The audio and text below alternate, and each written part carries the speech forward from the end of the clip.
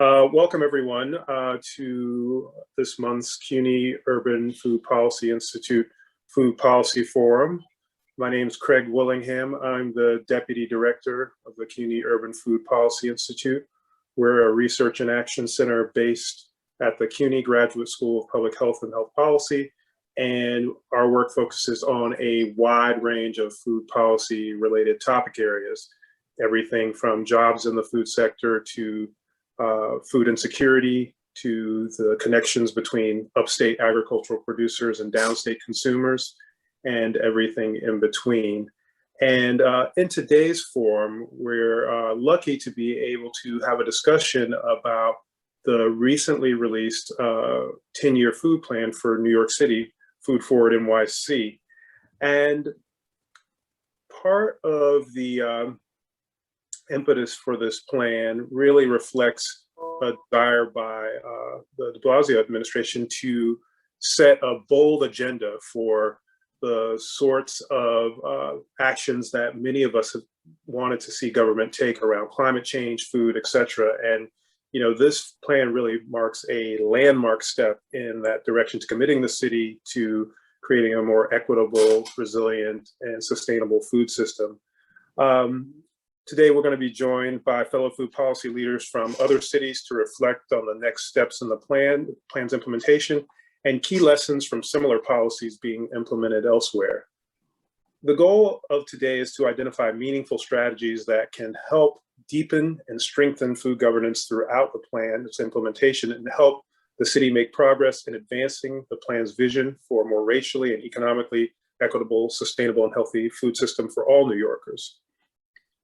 We're going to start today off with Mandu Sen, Interim Deputy Director at the New York City Mayor's Office of Food Policy, and Delaney Bowman, Acting Chief of Staff at the NYC Mayor's Office of Food Policy, will give a brief presentation of the 10-year food policy plan with an introduction from Kate McKenzie, Director of the Mayor's Office of Food Policy.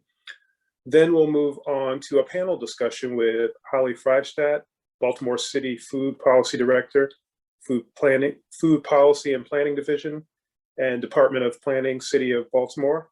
We'll also have Ronell Hampton, Policy Manager for the Los Angeles Food Policy Council, and Diane Johnson, Health Research Specialist, Toronto Food Strategy Team, Toronto Public Health Office, City of Toronto. And in the end, we'll wrap things up with a Q&A with today's panelists, along with Kate being able to join us to answer some questions. Again, Kate is Director of the Mayor's Office of Food Policy, and we're happy that she could take time out of her busy schedule to participate. Also, Christine Tran, who's the Executive Director of the Los Angeles Food Policy Council, will answer a few questions as well in the end. In the interest of time, if you would like to get more details about the bios for today's panelists, I recommend that you check out the link in the chat. Also, we have biographical information on our webpage. I want to try to save as much time as possible to allow for presentations and discussion, so I'm just going to jump right into it and pass it over to Kate to give a brief introduction. Kate? Thanks so much, Craig. It's such a pleasure to be able to spend a little bit of time with all of you.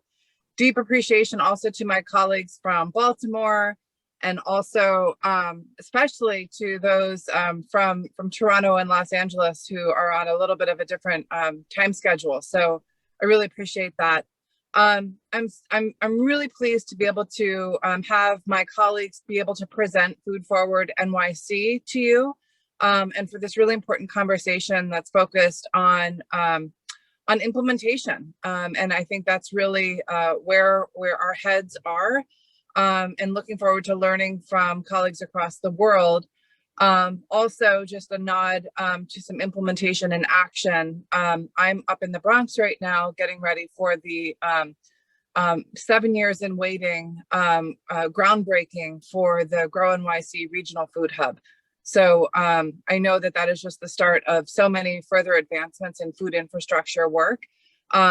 And so with that, I'd love to introduce Mandu Sen and Delaney Bowman, who have been so critical to the completion of this plan, and obviously will be in the implementation as well.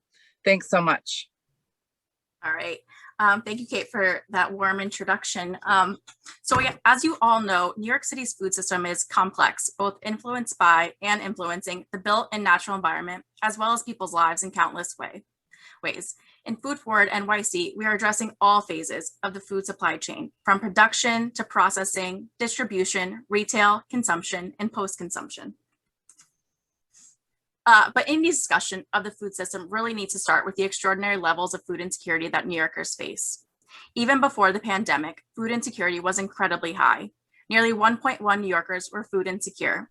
But today, we've worked with Feeding America to estimate that there are now nearly 1.6 million food insecure New Yorkers.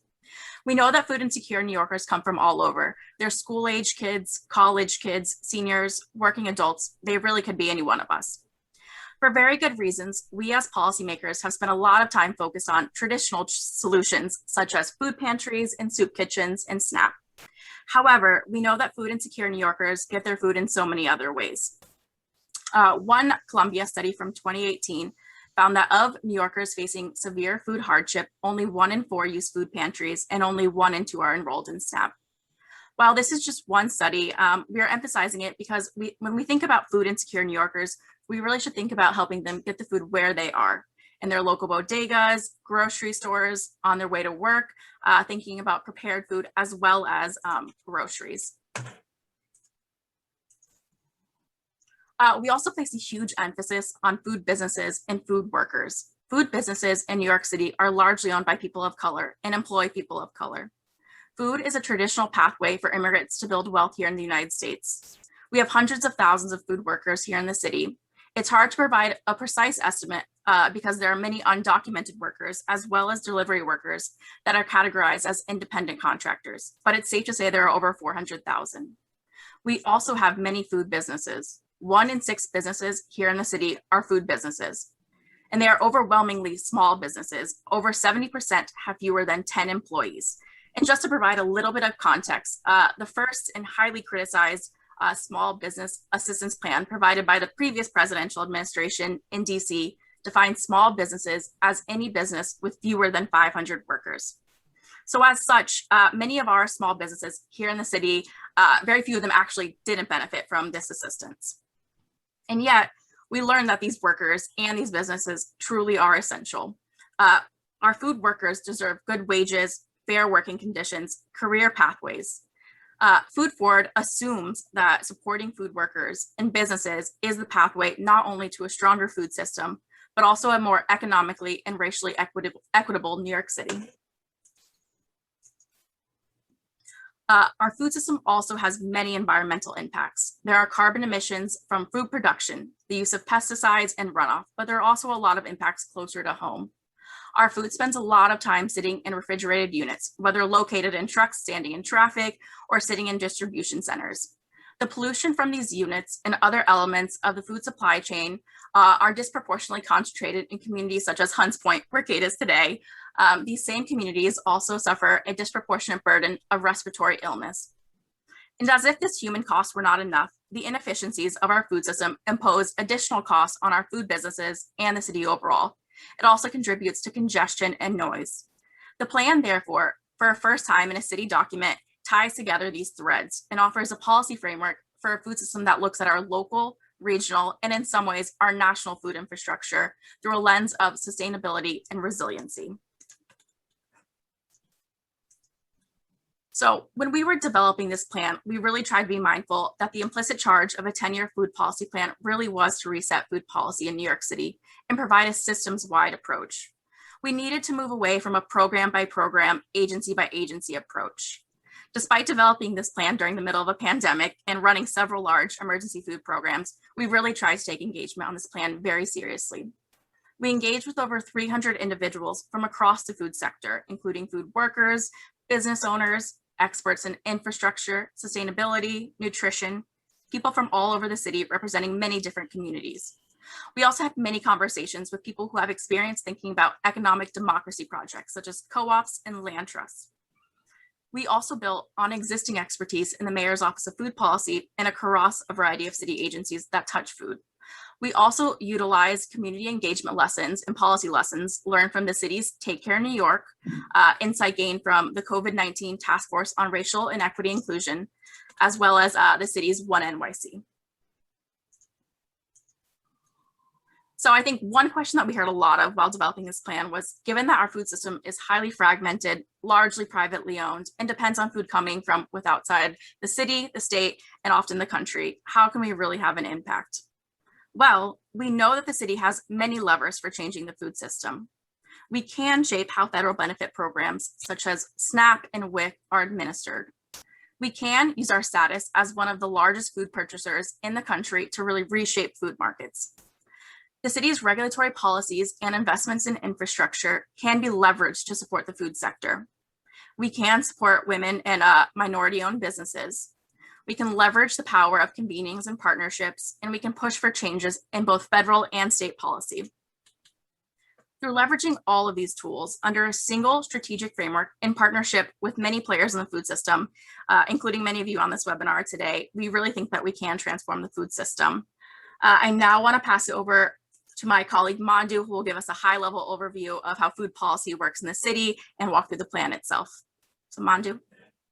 Thanks, Delaney. So Delaney emphasized the many levers that we have here in city government and food policy, but of course, the first and foremost is really leveraging the many dozens of agencies that engage in food, whether providing food directly to New Yorkers, a total of $500 million annually, to supporting the food supply in myriad ways, from the Department of Small Businesses to the Department of Environmental Protection. The difference here is that by providing a systems approach, a unified framework, Food Forward NYC really represents a sea change for MFP and for the city overall around food policy.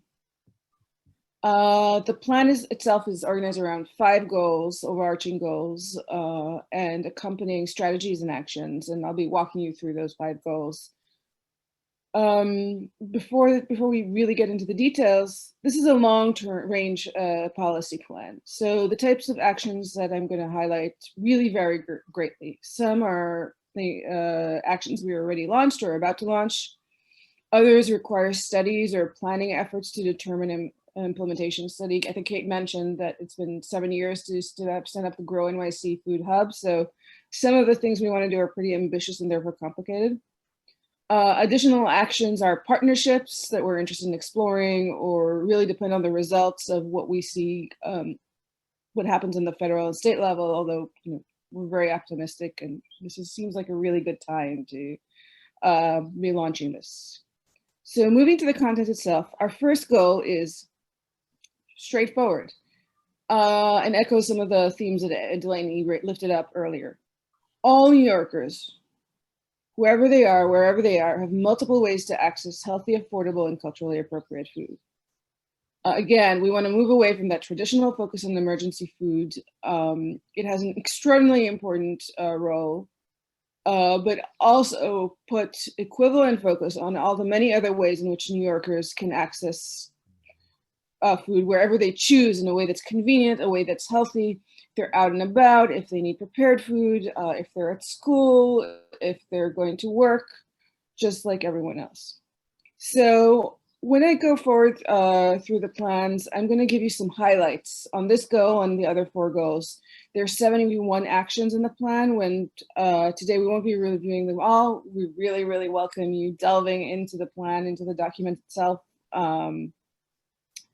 and are excited about that. Now, we mentioned emergency food quite a bit.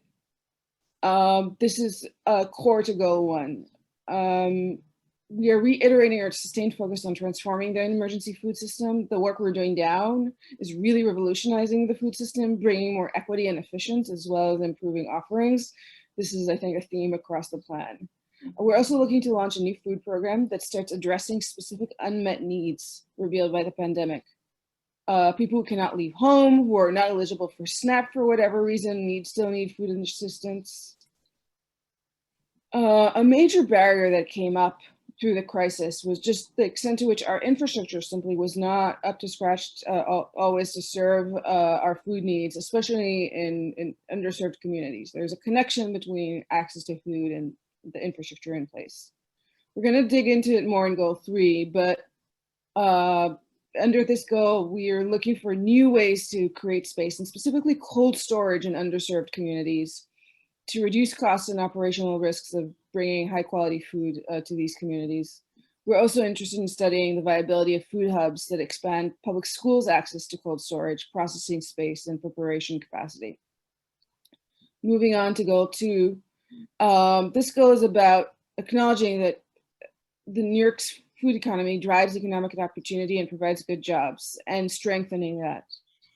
Like Delaney said, the recent crisis really demonstrated the need to support both our food workers and our small food businesses. And in fact, one of the most interesting things I think that emerged from our engagement is hearing again and again from both businesses and workers that really we needed to support them together and think of it as a system. So the first part of this is strengthening our worker protections and improving pay and benefits. Some ways in which we're exploring this is improving enforcement of worker rights right now. There are also ways in which we're looking to explore and leverage city procurement to support food workers that serve New York City wherever they are. And we're also interested in innovative models like supporting worker cooperatives and exploring innovations such as portable benefits for the many, many workers, for example, delivery workers who serve us but do not fall under existing standard. We also want to sharpen our focus on supporting small businesses by streamlining both regulations and enforcement, and just making it easier to operate in New York City. This is a really tough city to do business in, and we really, if we're serious about supporting small businesses, we really need to change that. We also want to explore looking to the future. Data is just a really big theme that food businesses struggle with. Who owns the data? We want to explore ways that we can assist both food businesses and customers to reclaim their data. And another kind of like win-win that supports both workers and businesses is investing in worker training, whether it's developing career paths in the food sector, providing training on innovations around technology, as well as language training opportunities, kind of a major issue in the food sector. Moving to goal 3, this is about our supply chains and ensuring that they're modern, efficient, and resilient. We really need both more space and infrastructure here in the city that is dedicated to food, but we also need to strengthen our regional connections, and this goal contains strategies and actions around that. So firstly, in the city, we want to continue strengthening the food infrastructure. Excuse me. Kate, like she said, is today at Hunts Point. We want to continue modernizing Hunts Point, and likewise investing in neighborhood and borough distribution facilities, again, reducing the cost and improving the efficiency of getting fresh food to market wherever it's needed. We're also going to be working closely with NYC and EDC on all of these issues. We're also excited to explore new ways in which zoning, which is a really powerful regulatory tool if used right, that, I think traditionally we have been focused on food and zoning, can help us protect and even expand the available space for different types of food uses. We've learned a lot about food needs and how food is special, and there's a lot we can start implementing in the next few years. Regionalism is also core to every element of this plan. Sourcing locally here in the region not only reduces food miles, but improves accountability and strengthens connections between the city and region we're located in. We're deeply engaged in improving our regional coordination, whether by increasing procurement of regional food, advocating for regional food infrastructure that ultimately serves us here in the city, and developing additional partnerships with regional actors. We also want to increase support for urban food production, whether it's removing regulatory barriers from urban farming and promoting innovation in technology and in use of space. Goal 4 is to ensure that New York City's food is produced, distributed, and disposed of sustainably. As part of that, one of our most immediate opportunities is to work to integrate sustainability and animal welfare into food programs. Think about Meatless Mondays, so very much continuing in that vein. Integrating sustainability into commercial waste contracts, something DSNY is already working on, and increasing composting. We're also working to reduce the environmental burden and carbon footprint of the food system by making the transportation and cold storage systems more efficient and increasing electrification. This ties right up onto some of the themes, the space and infrastructure issues that I mentioned above. It's extremely important if we're serious about integrating equity and racial equity, environmental justice issues into our food system, that we're very intentionally focused on reducing the environmental impact of food distribution here in New York City, which is right now very disproportionately placed. We're also interested in exploring and promoting community and business innovation around food and sustainability. One area we're really excited about, a recommendation that came straight from our engagement, is bolstering community-owned waste management initiatives. This is an ask that came from many community initiatives, and we're excited to work in the next few years to support it. And then finally, you know, we talked a lot about the need to have a plan that is not siloed, that is not program by program, but instead provides an integrated framework. I think key to that really is supporting the systems and knowledge to implement the 10-year food plan. This is really about our collective capacity, not just Mayor's Office of Food Policy, not just the city, but the whole food sector here in New York City, across the region, nationally and internationally, to deliver on this plan. I mean, currently, we have a lot of knowledge about few systems in place, whether inside city government and outside of it, that can deliver on a comprehensive food policy. So some of the things we're looking to do in that vein is data. So developing measures that really capture multiple dimensions of food insecurity. We talk a lot about it. It's not just about food insecurity, it's also, can you get access to food where you are? So that's an example. Better data just means better policy. And of course, that's just one example of data that we could develop. There are many other dimensions of food, the food system, that we might want to explore. We're also really committed to being very proactive and looking for ways to connect with the non-governmental sector to maximize community participation. Again, meaningful community participation at the right time, where this community participation can really shape the program. In the longer term, we're also interested in exploring the creation of a food justice fund. Across the plan, a major theme is good food purchasing. And we have multiple actions related to it under every of one of our 5 goals. For those of you who are not familiar with the program, it's a complicated program, but I'm going to try and summarize it in a sentence or two. What it does is provide a methodology to quantify the impact of the food institutions purchase along 5 core values, no matter where across the country the food comes from or how complex the supply chain. So the values that are highlighted are local economies, nutrition, valued workforce, environmental sustainability, and animal welfare. The city is working to implement this framework across several dimensions. First of all, some of you may know procurement laws in New York State are extremely restrictive. So whenever legally possible, we're working to include good food purchasing into current city contracts. We're also working to create the governance to support the system, whether it's legislative change to enable broader adoption or procurement centralization to increase the efficiency and transparency around how we're doing procurement. We're also working to invest in city government-owned food infrastructure, starting with a shared commercial kitchen for providers serving older New Yorkers. And then finally, as mentioned before, we're really embracing regionalism. By strengthening our connections with the region and eventually sourcing, we can really improve this transparency and create a virtuous cycle around the food that we're serving and understand where it's comes from and improve its quality. With that said, I'll let Kate finish up. Thanks, Mandu. So I really appreciate all of the details here, particularly about the what. And so let's talk a little bit, because obviously you're all here today to talk about implementation and the how. And I want to just briefly touch on a few of those those key points.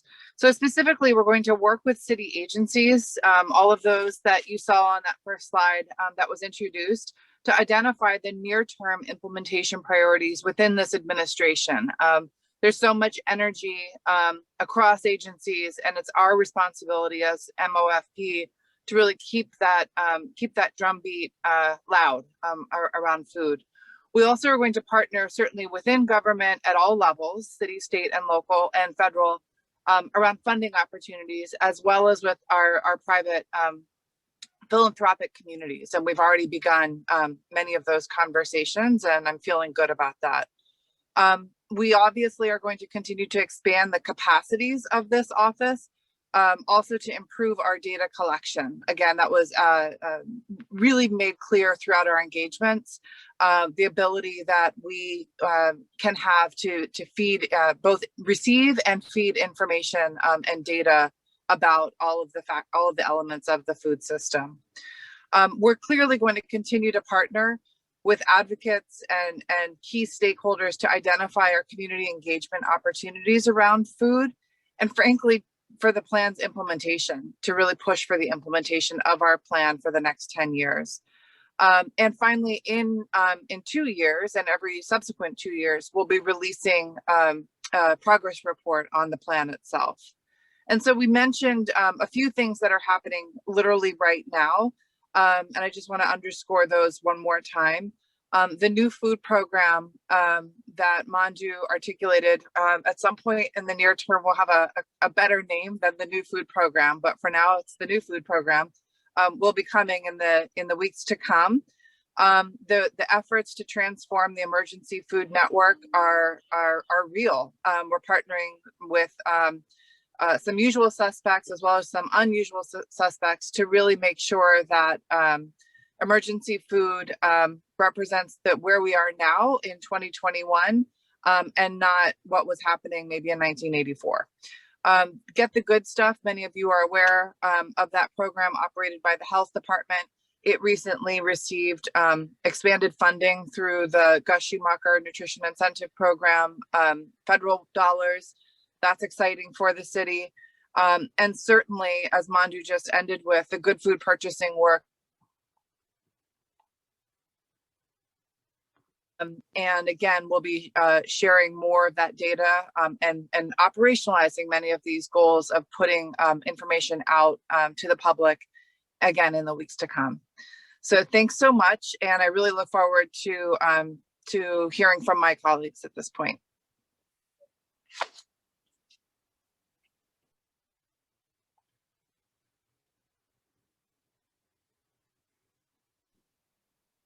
Great, thank you.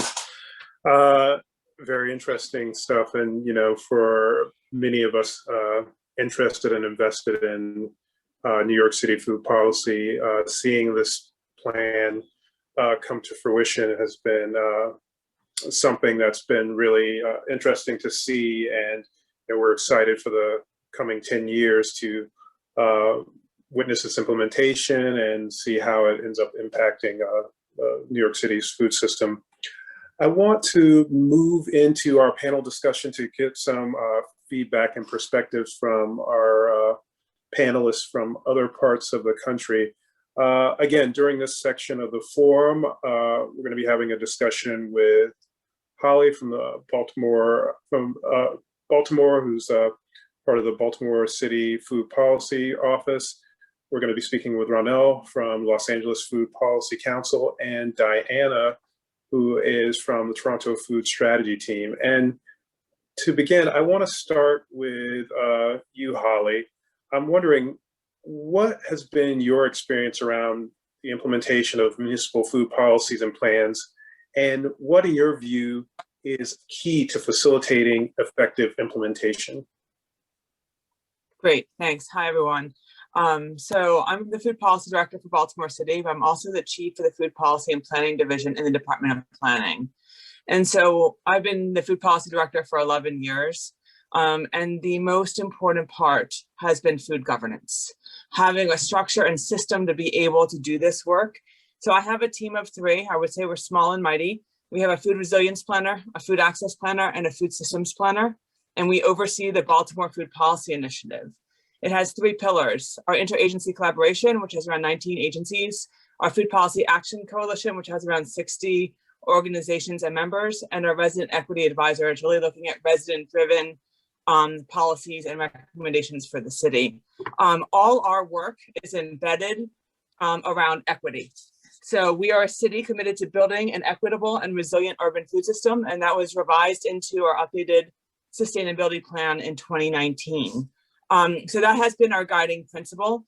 As far as making sure that this is effective in implementation is to be able to have the collaboration and networks. But I want to touch on a few other key points here. There is no one policy and there is no one plan. It's about integrating policies and plans everywhere as possible in city government and having the resources and staffing and systems to be able to support that work. And that is what Baltimore is trying to do. So high level, we've worked on 21 food system plans and strategies and assessments, and we've worked on 24 city, state, and federal policies. Some high level policies are related to good food procurement, summer feeding programs, zoning codes, building codes, mapping, data analysis, and many other things. I know there'll be more time for questions, but that's a very high level answer of how we make sure that implementation happens in the city. Great, thank you. And Diana, similar question, what has been your experience when it comes to implementing municipal food policies and plans? Are there any unique takeaways that you can provide from the city of Toronto to give us some sense of what we can expect in New York City?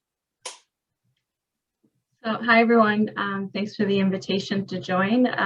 Besides wearing the hat of working for the city of Toronto, I just want to thank you all, especially at CUNY, at the Urban Food Policy Institute, where I used to work, so full disclosure. I spent 10 years in New York City, and it really shaped, and working in the Bronx and Harlem, and it shaped how I view this work. So into implementation, Holly took the words out of my mouth. I think strong governance, of course, is important, but also ensuring the sustainability of that governance. Similar to Baltimore, Toronto has a long history of food policy work. We have a food policy council that's 30 years old, a food charter established almost 20 years ago, and a food strategy team and strategy that is about 10 years old now. So we have a history of food governance, and that's incredibly important in advancing food policy in our city. But beyond that, it's also ensuring the sustainability of that work, and adequate resourcing is so important. Holly, I see you laughing. Beyond the adequate resourcing, I think another thing for us that's, when I hear implementation in particular, for us, key to facilitating that is continuous community engagement as a check for us to ensure that we need to adapt with the times. And as Holly mentioned as well, food strategies, food plans shift with time based on demand, based on need. And that's part of what I've learned working in both sides, I think from community side and the municipal side, is we have to be ready to pivot. And a really recent example for us in the city of Toronto was during the emergency food response during COVID, we saw a very disproportionate impact on on Black communities in Toronto. And that really surfaced the need for the city to be a willing partner to help develop a community-led but municipally supported Black Food Sovereignty Action Plan, the first of its kind. And I think that was just a really important lesson for us, that even though we're kind of on a track with our policies, with our work, we have to be responsive, and that continuous engagement with community is really important to ensure that our work really is serving the demand and the need in the communities we serve. Great, thank you. And Ronell, I think I want to ask you the same question, but before you jump into your answer, could you describe the relationship between the Los Angeles Food Policy Council and the city government? And in giving your answer, can you provide perspective from your position within the Food Policy Council and how that relationship between policy implementation works? Yes, thank you for the question, Greg. Super excited to be here. My name is Ronell Hampton. As stated, I'm a policy manager at Los Angeles Food Policy Council. And in relation to our relationship with the city of Los Angeles, 10 years ago, the Los Angeles Food Policy Council was born out of the city of Los Angeles, but eventually we branched off to become our own nonprofit. And that really put us in a different position than many food policy councils who are oftentimes a branch of the government. And what this allows us to do is facilitate an inside-outside approach to our policy development. And one of the things that stuck out from what Diana was saying is making sure that our policy work is community-led. We believe in a collective impact approach to policy. And so we, as an organization, convene working groups, we sit on working groups, and we facilitate leadership development. As an organization, our mission is to make sure that food is accessible, affordable, sustainable, and healthy for everyone in Los Angeles.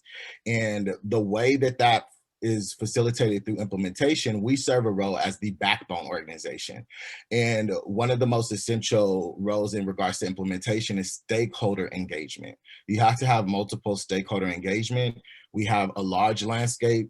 There's a lot of folks who influence decisions as well as are impacted by decisions, and making sure you have as many of those folks at the table is important. We believe that policy development is important to be community-led, and we do that through our convened working groups. I sit as a staff liaison to our urban agriculture working group, food waste working group, and our good food economy working group. Currently, right now, the good food economy working group is implementing the good food zone policy. So from ideation to implementation, the policy development that's happening in our area is community-led through our working group space. And so what that allows us to do is make sure that impacted people's lived experiences are used as indicators of expertise as it pertains to solving the challenges that are happening as it pertains to food security. The Good Food Zone policy was developed by impacted people in South LA who identified the solutions that they felt would address entrepreneurship opportunity, as well as increase the opportunity for healthy food access. We were able to identify a champion who is Curran Price, Council District 9, representative at the city of Los Angeles. So that's another stakeholder. And then we're also engaging with direct service providers who we see as a very big support component as far as making the program successful. And when we're talking about stakeholder engagement, it's important to when the city is making decisions, they really value the input of impacted people, business owners, as well as direct service providers, because the city has a very important role to provide the resources to facilitate these outcomes that they have in these authoritative documents, like the 10-year New York City plan. In Los Angeles, we have the Green New Deal.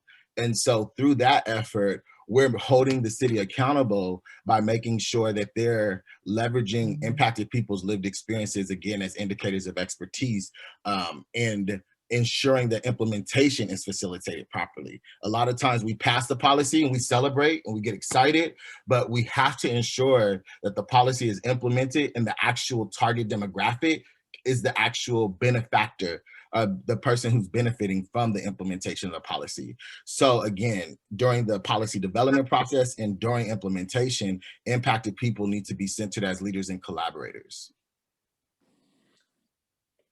Thank you. Ronald, I want to stick with you for this next question. So in thinking about monitoring implementation and evaluating the impact of municipal food policies, what roles do you think that mayors, city agencies, city council members, and civil society groups can play in your view? Well, one of the things that I feel is important is that we see food security and addressing food security as an ecosystem issue.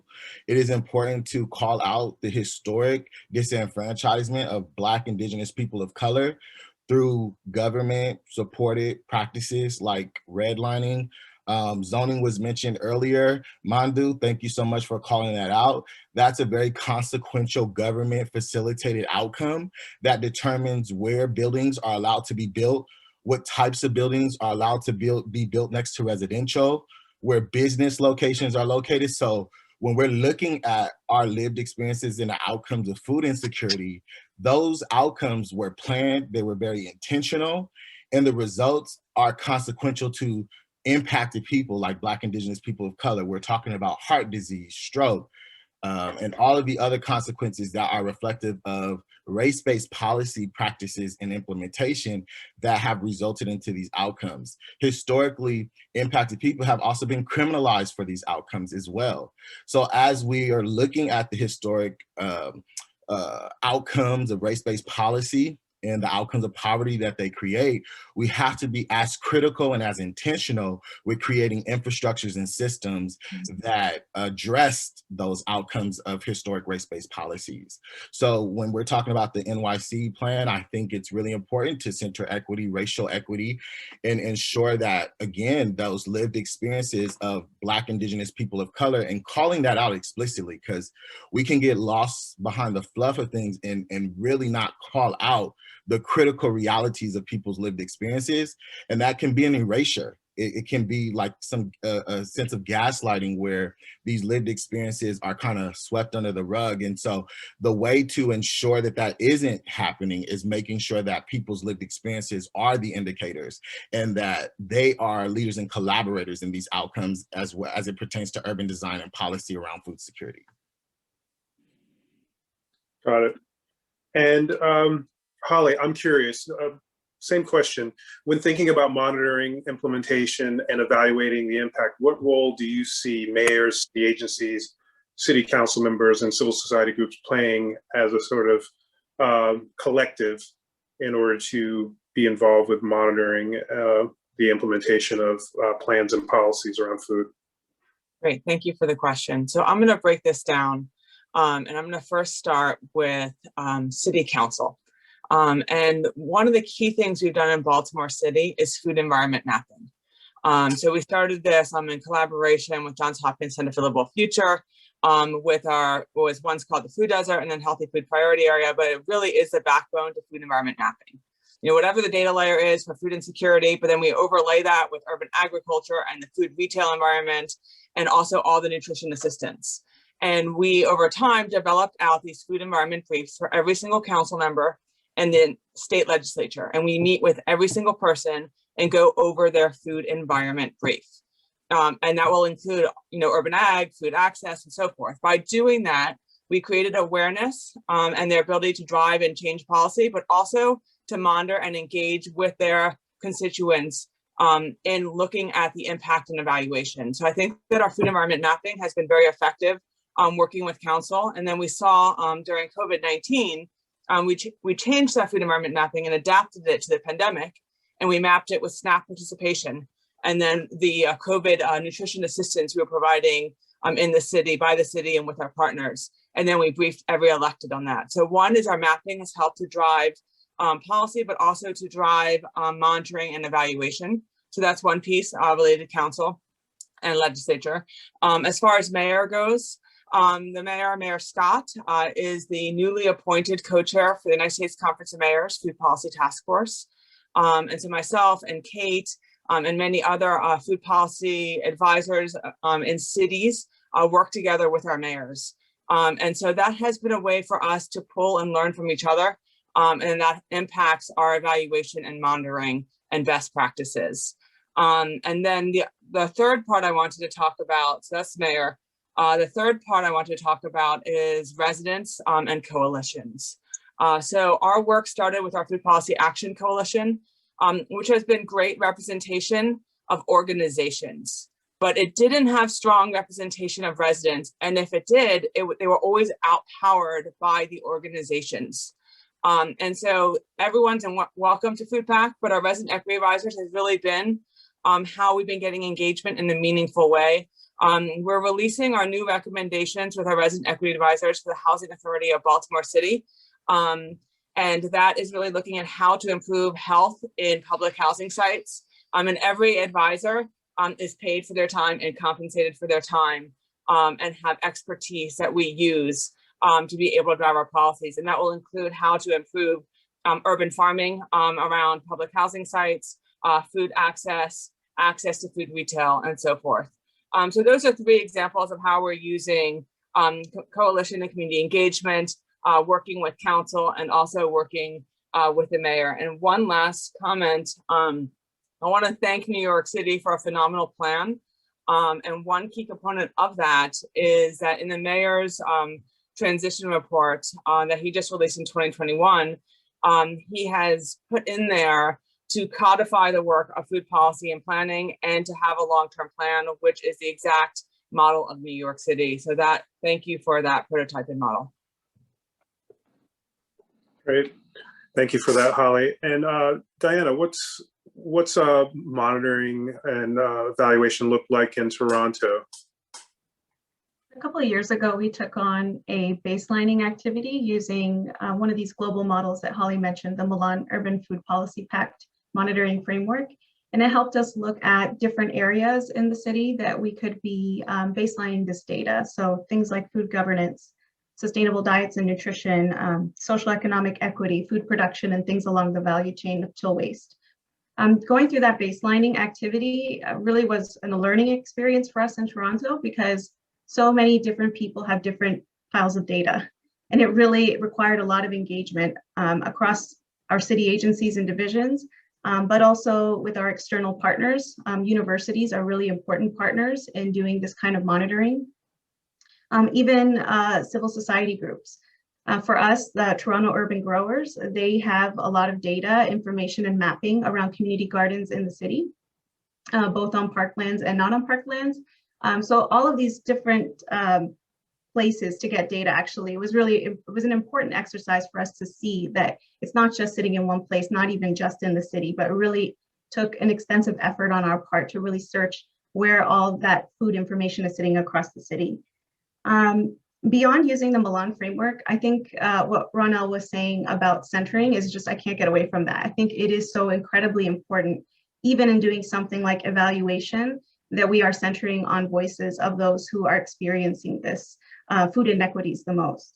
I was really inspired to see, I think back in 2020 or 2019, Michigan State University had a food equity indicator system that is kind of similar to things we've seen in other cities that have done, but really with this racial equity lens. And it was the first of its kind. I was inspired by it and really thought, these are the kind of indicators we need to be looking at as well. And then just beyond the engagement with those who've had this lived experience, I just wanted to cite an example we have in the city of Toronto with our poverty reduction strategy office. We have a LEAG group, which stands for Lived Experience Advisory Group. And they're made up of residents who reflect the diversity of our city. And the purpose of the group is to help us ensure that continuous engagement throughout the implementation of our larger poverty reduction strategy. So I think a lot of these things, there's different ways to look at monitoring and evaluation, but absolutely I agree with Ronald that centering on equity is just of utmost importance. Great, thank you. And Diana, I want to stay with you for this next question. My colleague, Nevin Cohn, talks about something called non-food food policy. So this is, the sort of network or rather the web of policies that aren't necessarily directly related to food, but have an enormous impact on food systems. And in thinking about that sort of framework, I'm wondering, besides food-focused or municipal level actions to support implementation, in your experience, what are some of the external policies or factors that influence food policy implementation and impact? And how can those be considered or even leveraged throughout policy implementation? So I think there are a couple of things and terms that don't often make it into food policy lexicon. Things like displacement, injustice, gentrification, they're factors, but I think that they don't actually come into our everyday reporting and thinking strategically about food strategy all the time. It's a part of what we do, but there's such important things we can't ignore how that impacts food access in our cities. So I think looking at that is really important. They're not necessarily food focused, but have tremendous food impacts on our city. Also looking at development, I'm thinking of a recent example of what happened just outside of Toronto.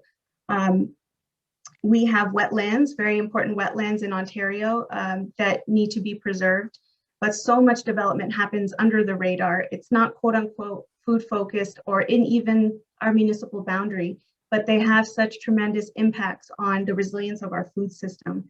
And just a couple of weeks ago, there was an order, a minister's zoning order that was about to go through to pave over a really important wetland in the lower Duffins Creek area, just outside of Toronto. Paving over this wetland was going to make way for the construction of a casino and also a new Amazon warehouse. It was really residents and really folks paying attention to these issues that advocated to stop this minister's zoning order from going through and stopping the development and paving over of this wetland. Again, it's not food focused, it's not municipal focused in our boundary, but has tremendous impact.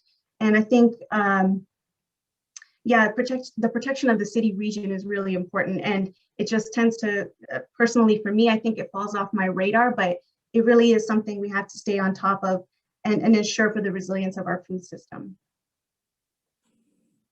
Great, thank you. And Ronell, what are your thoughts about these sort of non-food food policies and factors that really go into the effectiveness of implementing something like the food plans we've been discussing today? Yeah, so one of the things that I feel is really important is water access. When we're talking about Los Angeles in particular, we get our water from very far away. And the challenges of accessing water locally are based off of zoning policies, race-based practices that have historically polluted local water wells as a result of industry being built up against communities' water reserves. And so now we're getting our water from the Colorado River in Northern California. And what are the implications on that in regards to food? I think that that's a connection to food because it then affects the soil. South LA, folks cannot grow the same way that they can grow in San Fernando Valley. And again, these are consequential outcomes of historical race-based policies, and they have consequential outcomes in regards to how we can grow and access food. So I think that that's a big one. And when we're talking about going back to the last question, just this accountability phase, as well as understanding what the real issues are, oftentimes indicators of expertise has been whiteness, has been money, has been being a man. And so these indicators of expertise have blocked people's access from being at the table, from sharing what their values are and what their challenges are and what the solutions they feel would address those challenges. So the narrative-based strategy approach that I introduced to facilitate our collective impact really ensures that impacted people understand both sides, their lived experience, and then how that relates to existing policy or existing policy windows like these authoritative documents to facilitate the solutions that they want to see. And when we're talking about this water issue, we had a conference with CalCan where a farmer in South LA was not able to grow in the dirt. You have to have raised bed infrastructure in order to grow. The same way that people grow in San Fernando Valley. And then there's policies around land access and how land access then determines whether you can grow certain items or whether you can have livestock. And then you have the zoning stipulations. When we're talking about livestock in the urban setting, most folks think about farms. But in the city of industry in Los Angeles, you have people who are next to these warehouses that are slaughtering animals. And there's like a quality of life factor when you're talking about air pollution. So when we're talking about another factor, air pollution and the quality of life of this industry, all of this funky smells coming into the community and no kind of accountability. Exide just got shut down in the city of industry, and they were able to walk away because of bankruptcy and not remediate the land. So there's a lot of residual consequences of race-based policies that actually have impact on the way that people are able to grow have access to land use as well as access to local water reserves. Great. Thanks. And Holly, again, external policies or other factors that influence food policy implementation and impact in Baltimore. What's your take? Sure, I'm gonna pick up on 3 different ones. I'll first start with digital equity and digital access. So one of the key issues that we're seeing here is that we've been working in Baltimore City for a long time for online SNAP. We had a program called the Virtual Supermarket, which was showcasing why we needed to change the Farm Bill to be able to allow for people on SNAP to be able to purchase online. And then over the years, we've been finally able to get the modifications and changes. And this summer during COVID, we were able to get online SNAP.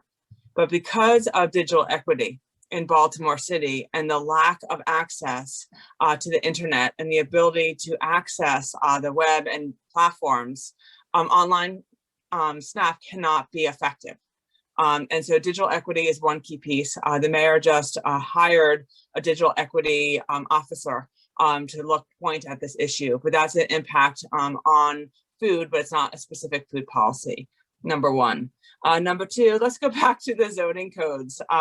So in Baltimore, we did change our zoning code to allow for farms and growers to be able to sell their food on their land. We changed the building code to allow for hoop houses.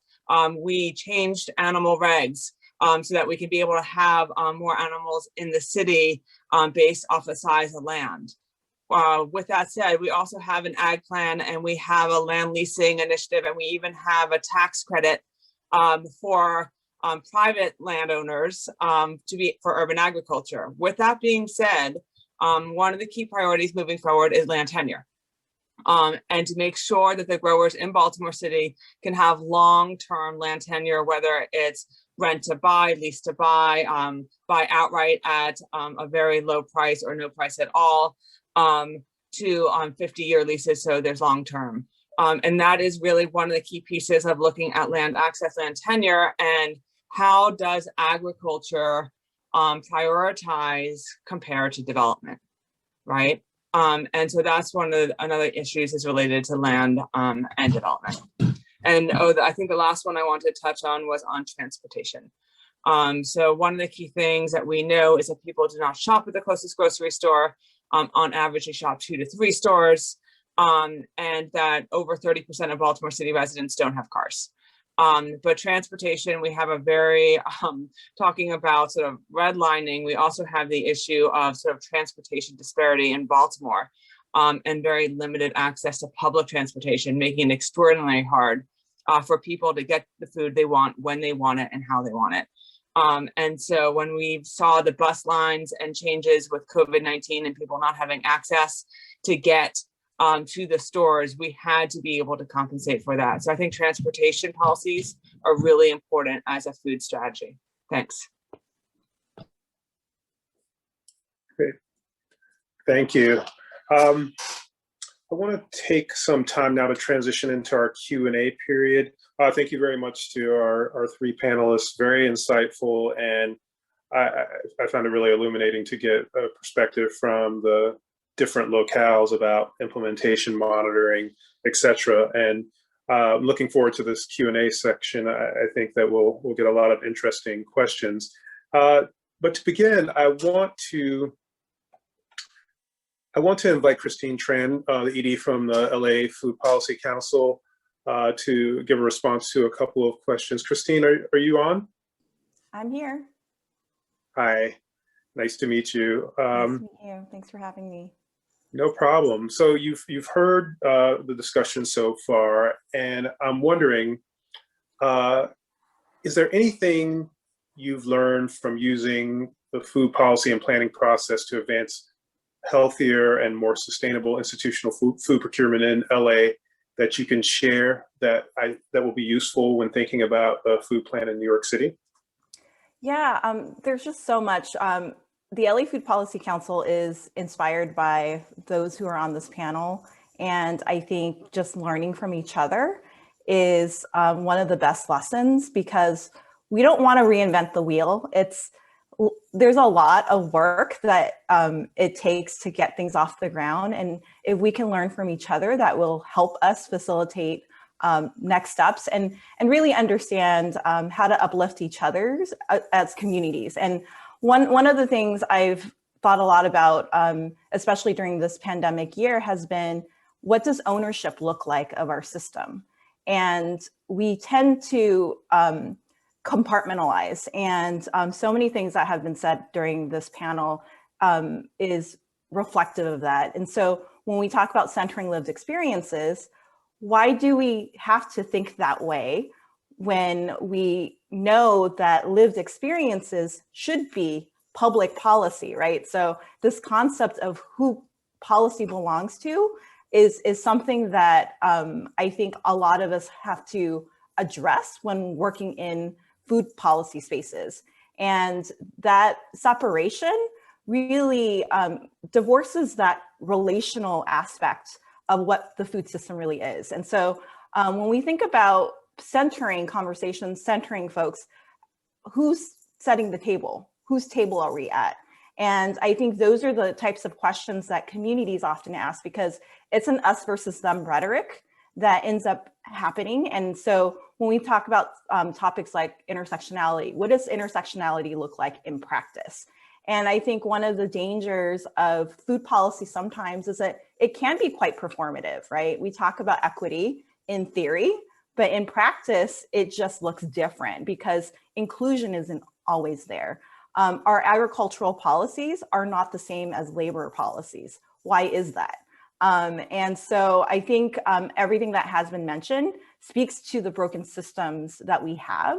And when I think about public money and institutional purchases, the LA Food Policy Council created the Good Food Purchasing Policy that is now currently the National Center for Good Food Purchasing.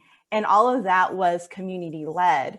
And one way to think about institutional purchasing is public money. So as the public, we should be able to decide what to do with it and how we spend it. But because of the bureaucracies that exist, it's really hard to see change. And I think that's one of the challenges with the systems that we've built. We want to dismantle and recreate and reimagine, but it's hard to change bureaucracies. And one of the great things about being a food policy council is we get to sit with government who are frustrated with the system, and we get to sit with communities who are frustrated with the system. So collectively, can we be a Venn diagram and really change the culture of food policy?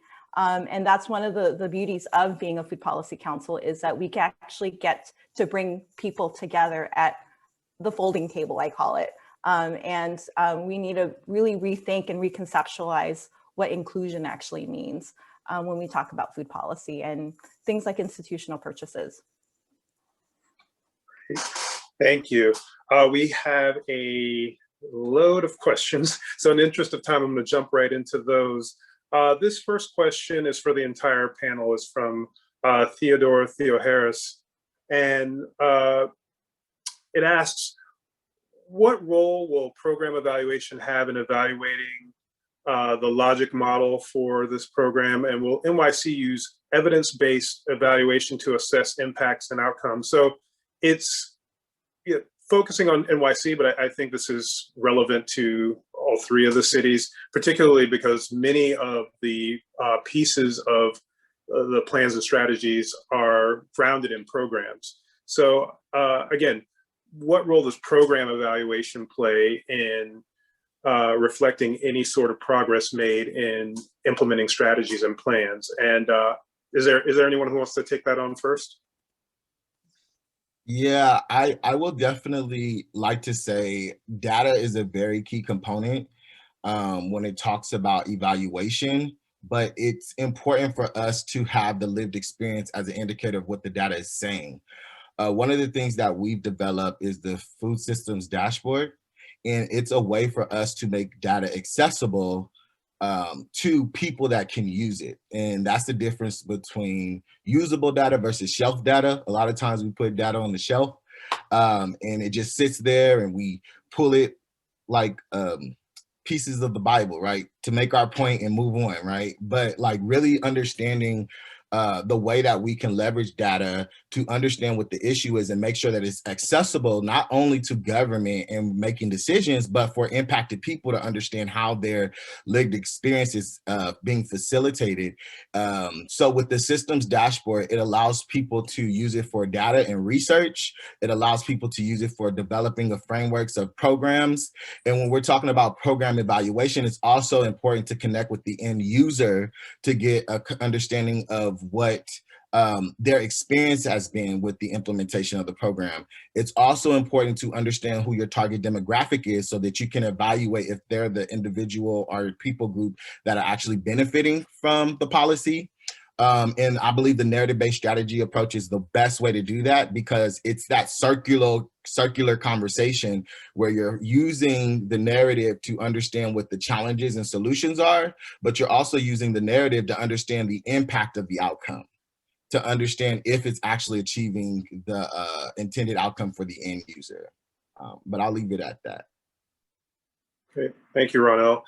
Anyone else want to provide any input on the relationship between program evaluation and implementing plans and strategies?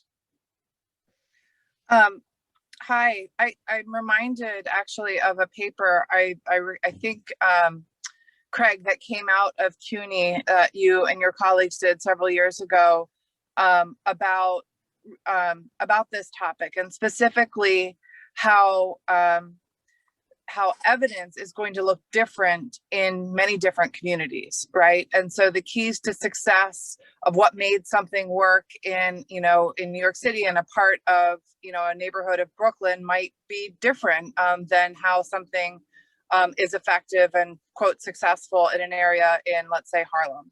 And so I'm reminded of that because I thought it was so powerful about sort of the connections between evidence informed versus evidence-based.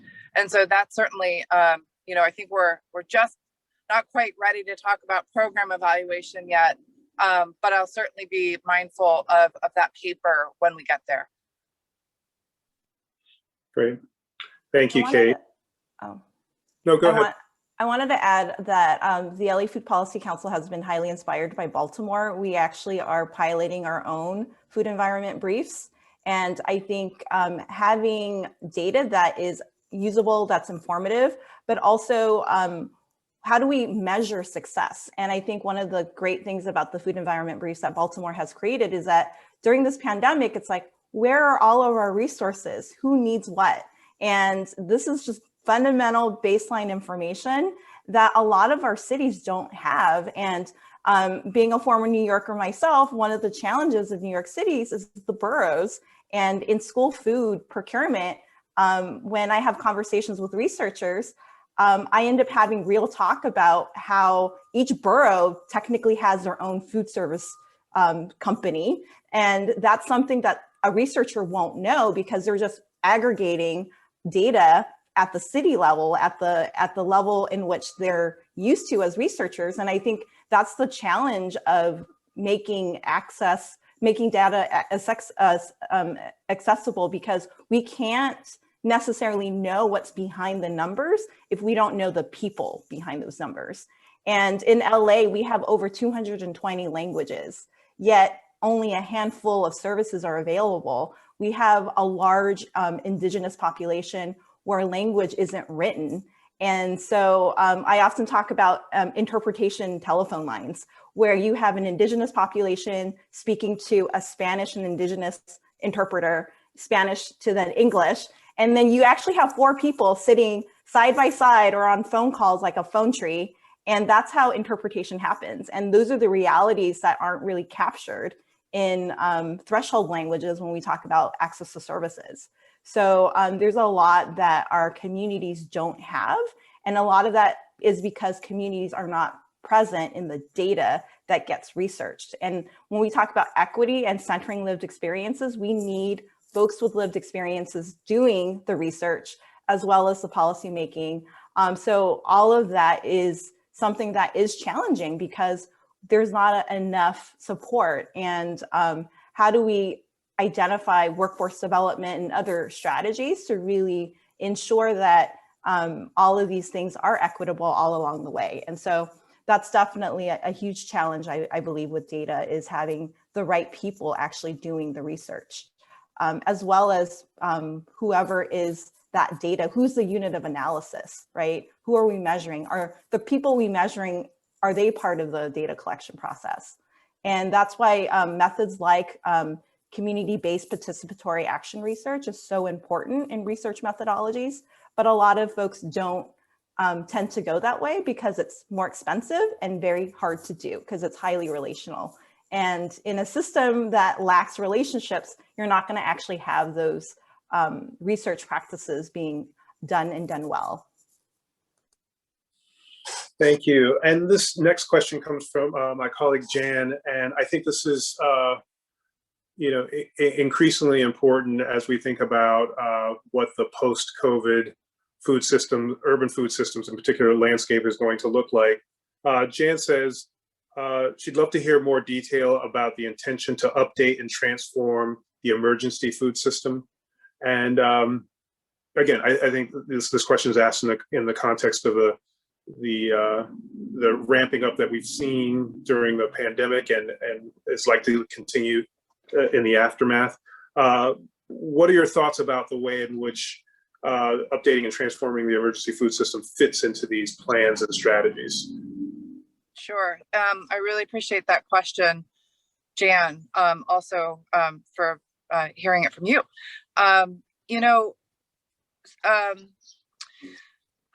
This has been certainly near and dear to many of us who are, spending literally, tens of millions of dollars around making sure that we get food to where it's needed in the city. And so a few things that I'll just highlight here, and it's certainly worthy of a whole session in and of itself. We've partnered with the large food distributors emergency food distributors across the city, including the city of New York, to produce and utilize a supply gap analysis. And so what that does is look at certainly the need for emergency food, coming from, the freshest data from Feeding America, and then certainly also the supply of emergency food. And so making sure certainly that as a city, we're able to direct food to where it's needed most.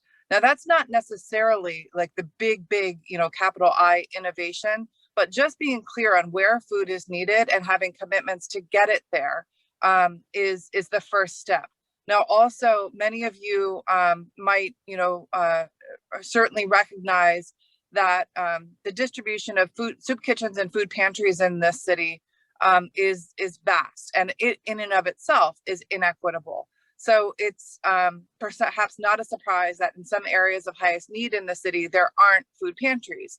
And so, I'm kind of moving beyond the idea that we need to create new food pantries because of the infrastructure and cost to just manage those.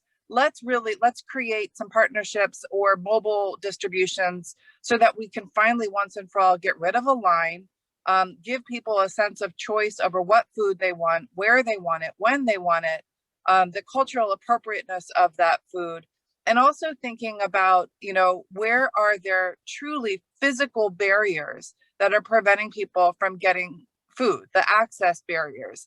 Something that's front and center is the fact that the COVID emergency uncovered a whole new population of people who are not known to the city in some way because they are homebound and still needing food. So we're working again with some usual actors in this space, as well as a large number of new actors who have leaned into really, turning food distribution on its head in a way that does not rely on brick and mortar infrastructure. So that's just a little teaser, I think, for maybe, what's to come in the coming weeks and months, and also, just connecting that to these new food programs that we're developing that really span the spectrum of having opportunities and resources for individuals who, certainly may not be turning to a soup kitchen or a food pantry, but are still struggling to put food on their table. So thinking about, supporting small businesses and retailers with, because we haven't been doing enough of that. And those are the sectors that have suffered the most, some of the sectors that have suffered the most during COVID. So more to come, but, I will also just say that the city has committed into a partnership with another mayor's office of opportunity, to update that analysis every 6 months so that we can be very sensitive to adjustments that might need to be made where food is needed. Great, thank you. I'm going to jump around a little bit. We have a ton of questions, I think more than we've ever had for one of our forums. And I'm going to be a little bit more directed in questions. So Holly, this question is for you. So has there been any sort of overtures to environmental groups when it comes to implementing these food plans and strategies in Baltimore? So the work that we do has been embedded in the sustainability plan. So it has always been in alignment with the environmental groups, but we've also been able to bring in many other actors and players as a result of not being housed in this Office of Sustainability, but in our own food policy and planning division. So we can bridge the gap between sort of environmental groups and then many other organizations. Great, thank you. And Diana, I have a question for you. And this question comes from Dennis. He asks, could you comment how far up supply chains you've been able to apply value categories, for example, workers' rights from food service, employers, distributors, processors, aggregators, et cetera, all the way back up the farm when it comes to any sort of worker rights, food policy protections in Toronto? That's something we have a lot of work to do on, and something actually pre-pandemic we were hoping to move forward through the creation of something called the Food Lens. We were working in partnership with our Toronto Food Policy Council to look at different work streams for our food work, and workers' rights, and specifically in the food sector was a big piece of that work. So unfortunately, not something we've done in recent years, but something we hope to do moving forward. Great, thank you. And the next question is from Leah. And Leah says, we're pleased to see a commitment to establishing a working group of food advocates to develop a long-term engagement strategy for incorporating community voice into food policymaking. Based on what we're hearing from panelists about the importance of food governance and community voices, does the Mayor's Office of Food Policy have a plan on how to move forward on that? And what would a successful collaboration look like from your perspective? And before the MOFP folks answer that question, I want to ask Ronell what that's looked like in Los Angeles, this sort of robust community engagement, community dialogue around food policy. Can you give us some sense of how that's played out there? And then I want to ask the Mayor's Office of Food Policy to respond. Yeah, so in regards to the Good Food Zone policy, there has been large engagement of impacted people and community members in getting the policy passed and implemented. It got really exciting since the implementation process has started. One of the things that we've been doing is reaching out to elected officials to make sure that we're on the same page with them as far as the aligned goals of the Good Food Zone and how they see the best outcomes as far as their capacity and what their constituents' needs are. So we've been connected with them, and they've been very helpful with helping us identify areas of opportunity to make our case stronger for the stakeholders on their side.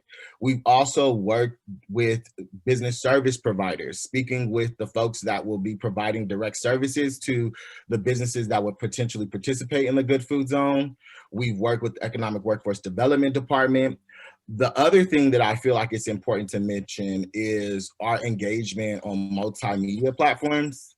A lot of the projects that folks are engaging in on this call are very place-based, so they're very focused on what is it going to do in Baltimore, what is it going to do in New York, what is it going to do in LA. But with us being able to build awareness of our projects, local projects, our place-based projects, it allows folks from abroad, like Christine said, to learn from our experiences locally. So we've really pursued an aggressive awareness campaign, promoting lived experience stories on social media of impacted businesses that will benefit from the Good Food Zone. We've also spoken on different podcasts, KCRW, Duke University's podcast, Looters and Food Leaders podcast. And so these different examples are ways that not only are you pushing the agenda for in your local place-based goal, but you're also sharing the experience of that for a larger audience that can hopefully enhance and impact how those things are moving forward in these other areas. Great, thank you. And for the Mayor's Office of Food Policy, again, how do you plan to move forward on a long-term engagement strategy for incorporating community voice into food policy making? Is that something you've thought about at this point? Just a little bit. I say that in jest. I think with every conversation, truly every conversation, whether that's with an elected official, a community organization, a colleague, certainly groups like this, it is never far from the top of our minds. And with that, I'm sorry, I forget the name of the woman that asked the question. You're right. We have a deep commitment to developing a durable and effective long-term engagement strategy. And in the next breath, I need to say that we also, in order to do that, really are focused on building our capacity to do it, because it's important to get it right. We don't want to, we know that many community groups have been really, frankly, traumatized by some approaches like this. And we need to make sure that we get it right. While we are, certainly standing up this plan, continuing to operate emergency food programs, and maintaining the engagement with city agencies. So what I can say is that we are trying to, consider it an experiment, if you will, of really getting it right with our engagement with the Good Food Purchasing Coalition, and the various stakeholders, advocates, and engagement practices there. Really taking, all kinds of feedback for our participation in that, so that we can learn, the best ways of what worked and what didn't work, as we set ourselves up for hopefully much greater success in all of the areas that this plan outlines. But let me just pause also, because I really want to see if Mandu or Delaney, if there's anything that you would add to that. Yeah, absolutely. Thank you, Kate. And I think, again, certainly in New York City, we have such a history of engaging communities and not delivering across a whole range of policy areas. So there's attention there, not attention, but we should be both mindful of the need to really meaningfully engage in brand participation, but also the need to be able to deliver on that engagement, and not just engage to tick the box or to be able to say that we talk to people, like Kate said. And another example I'll give about how we're thinking about how to actually operationalize this. There's a ton of energy around food infrastructure, whether it's big distribution hubs like the Grow NYC hub that's opening in Hunts Point, or more micro distribution hubs. One of the big areas we're thinking about is that there isn't right now a clear way for funding a piece of infrastructure that's not government owned, but it's community owned and driven. So as we think about, well, how do we increase the amount of food infrastructure that we're talking about, we first need to make sure that there is actually a funding pathway, or one of the key things we need to make sure that there's actually a funding pathway for community owned piece of infrastructure to be able to actually be stood up. So that's just an example of how meaningful engagement has multiple tiers that we're kind of like trying to sort through of sort of what are the dimensions of Craig, one thing I just want to add, I know that the time is approaching the top of the hour. Yesterday, I think it was yesterday, the mayor announced the creation of a racial justice commission made possible through the city charter. And that will be headed by our colleague Anusha who's probably still with NYC service. And I'm raising that example of something that through many different areas of city government, we hope to bring that that intention of community engagement to life. And I know that Racial Justice Commission is going to be an effort to do that. And of course, it will address food as well. Kate, I think you teed me up well for this last question in our final moments. So this question asks, would adopting Food Forward as a formal NYC plan voted on by community boards and city council under the city charter provision for community plans give the plan more teeth and durability? It's an interesting question. I'm going to let Mandu respond to that, but I will say also that the plan itself, while certainly a deep commitment that I had coming into this office, was required by city law. So it is a legislated plan that has required, progress reports. But Mandu, with your planning background, I'm curious what your thoughts are in response to that question. Thanks, Kate. Well, obviously, I think what gives authority to plans is sort of like a very broad question and heated topic that's being discussed now. I think the better answer, it could be relevant to some of the elements of the plan, but this Food Forward NYC is really a multi-system plan. So if we think down the road around infrastructure planning and zoning questions, they're absolutely, that's inherently part of the process. But there are a lot of new, really key part of the plan is sort of emphasis on sort of new models and new ways to do community engagement and ownership, which we don't yet have the governance roadmap to do, right? Like we know how to do zoning change and what the process is, whether we do it well or not. But for some of the other pieces, we're going to have to work on it together to make sure that it's implemented, whether community boards specifically have a role in that or there are other organizations. That's a really good question that we should be continually exploring. Thank you, Mandu. And I think we're going to have to leave it there. Obviously, we could have gone on much longer. That was only the tip of the iceberg for the questions that were supplied by the audience. And obviously, this isn't going to be the last discussion on this 10-year food plan. We envisioned, many more bites at the apple to discuss, how things have been moving along, possible modifications, etc. So I want to thank all of our speakers today, really illuminating, and hopefully, again, this is the beginning of the discussion, not the end. And I also want to thank all of our audience members for sticking with us. Hopefully this was insightful and engaging. And, if you haven't already, please do read the 10-year food plan.